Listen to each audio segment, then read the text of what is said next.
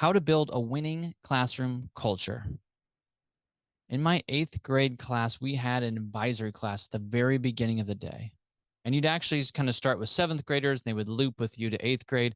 It was that like super SEL course where you were going to, in 20 minutes, build relationships with kids. Because we were in a middle school of 1,000 kids, 7th and 8th grade. It's a lot of kids. And you want every learner to be known well by somebody, right? And it worked if you really did it well. Like I loved connecting with these kids. I'd help them with teachers, homework, family stuff, whatever it was. Like we could dive into it, right? And we did this protocol every morning on Monday called Connections. Connections is 3 rounds. The first round is you just get to share something, right? And you just popcorn out. And then for us, because it was Monday, the second round was always, how was your weekend? And then the third round is the connections round where you connect with what somebody else would say. So you'd say, oh, Travis, I did that too. And you could connect. And we're practicing speaking and we're practicing listening because you only got to speak once per round. And you just got to popcorn out. We had to share the time because each round was only 2 minutes. So it was really difficult for some of our learners, right? Extroverted learners would jump right away and then they had to suddenly listen. Introverted learners would jump in like when they felt safe, right? And we developed a safe process. We were super consistent. Every Monday we ran this. You did not have to speak. We didn't go around the circle and have that pressure of like, am I supposed to speak or not? You could just popcorn in when you were ready.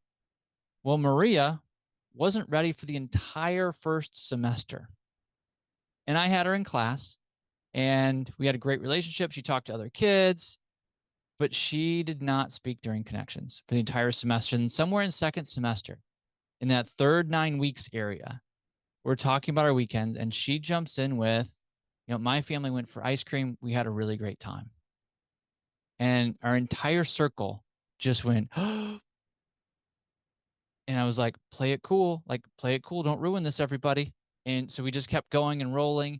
And then at the end, like we all just like smiled, and Maria smiled because she realized what had happened too. Like, hey, I spoke in this thing and she felt comfortable. And we all just celebrated that everybody was super comfortable speaking. And the fact that we could be so safe for everybody, that was okay, that Maria never spoke first semester. And that when she was ready, we were ready. It was such an amazing moment. It was so much fun. I think that every teacher can create a winning classroom culture with these 3 mindset shifts. The first mindset shift is transparency. Students have the right to know what's happening, what you're doing to their brains, right? We are trying to ignite their brains and their passion, and we're trying to get them to think differently. We don't want them to be passive. We want them to be engaged and then empowered. And we've got this kind of idea that we want for them to do, and we need to let them know. We want to be transparent with that.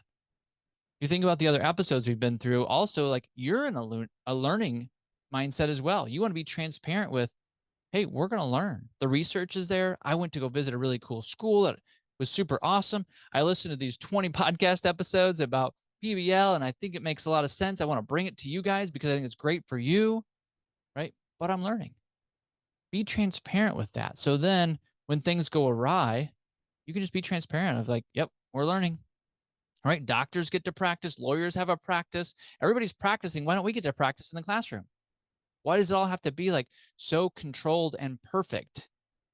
Because it's never fully controlled and perfect. And if it is, we're probably not achieving the goals we really want. You're not really teaching the way you always wanted to teach.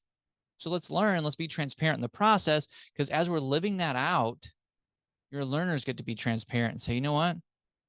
I don't understand complex sentences at all. Like, would you help me? I don't get it. I don't know where the commas go. I don't really know what a conjunction is. Can you help me?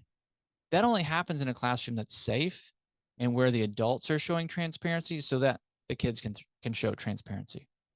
The second mindset shift is to go to asset-based classroom development.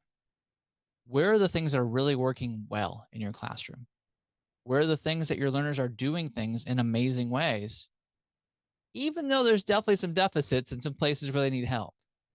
Right? I remember one time in the teacher's lounge, this teacher had finally had it, and she said, these kids, they never know compound sentences. They've never known them. I've been here for 23 years. They just don't know compound sentences. And I'm thinking, isn't that one of the standards we're supposed to teach? I think we're supposed to teach that to them, actually. Like, I think it's on purpose that they don't know them. That's their job. And I didn't say it out loud because that's not well received in a teacher's lounge, right? I didn't usually go to the teacher's lounge. So, but I was there and that's what I heard. And I was like, yeah, that's true. They don't know, but what do they know? Right? Do they know how to write a full sentence? Because if they can write a complete sentence, in fact, if they can write 2 complete sentences, they're really close to a compound sentence, right? We just need a comma and a conjunction. Like, we can make this happen. So it's, instead of looking at what these kids can't do, what can these kids do? They can make a complete sentence. In fact, they can make 2. Hey, let's join them. Right? Maybe your class is way too talkative, and that's a negative. But maybe their group work is going to be really strong because they're super collaborative.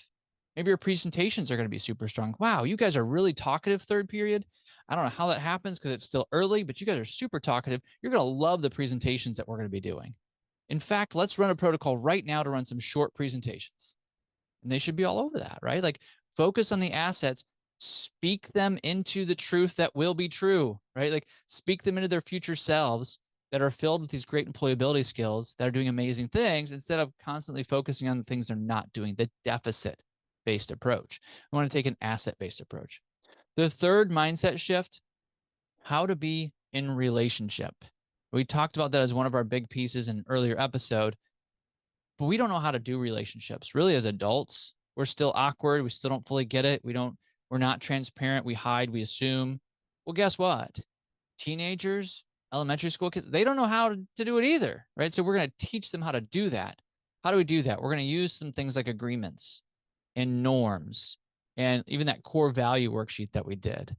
Some personality tests like compass points, some of those protocols to start to build relationships and show our learners how it's supposed to happen, how you can have a reasonable, rational conversation with other human beings that you don't know really well, right? We're going to use protocols for that. We're going to have structures and rules for that to teach our learners how to do this. We're going to practice handshakes. So when community partners come in, we know how to give a good, firm handshake, and we don't give the dead fish handshake, right? Or the awkward, too long handshake. And we're going to talk about eye contact with our community partner and how we're going to speak loudly and slowly so they can understand us. And we're going to start setting the tone for how we build relationships in your classroom. And it's going to be a big deal. So those are the 3 mindset shifts you need to make. Transparency, being asset-based. What are the things that you're going well that you can build on? Because you can't build on something that's not there. Does that make sense? You got to build on the assets. The deficit's not there. You can't build on that. The third mindset shift is to look at relationships as that currency for excellence. So you're now 25% of the way through this binge PBL series. Congratulations. You're binging this thing just like Netflix. Honestly, not everyone makes it this far. But then again, you aren't everyone. You're passionate and inspired about transforming education. So maybe you're ready for a book. Are you ready for a book? You're a teacher. We love books. I've got so many books. I love books. So in the show notes, you're going to see a free PBL Simplified book study. So you can grab that book study. If you're looking to gain momentum for your PBL work, you can invite other inspired teachers into the book study. It's a great way to just say, hey, I'm learning about this thing. I'm not an expert. Do you want to learn it with me? Like, it'd be super helpful for me if you would help me understand some of these things, and we can try them out, see what works. So you can learn together. Even though you're already in, like, you can give them this podcast, right? And you guys can be on the same page, but let the book study bring up some of the hard questions. So it's not you that has to bring them up. Just say, well, Ryan said this. Do we agree with that? Do we aspire to that? Do we argue that? You don't have to agree with everything, right? But you'll get these really good conversations, and everybody that you've invited can start to create solutions for your school. So it's a great way to start with a book study. There's a link in the description of the show notes. To get you started with that book study, there's also a free link to the ebook of PBL Simplified. So you can get a free copy of that, put it on your Kindle, iPad, however it is that you consume those books. So hopefully you're fired up and you're ready to start learning more about PBL. But what about your students? Are they fired up? In the next episode, we'll start prepping your students to become learners.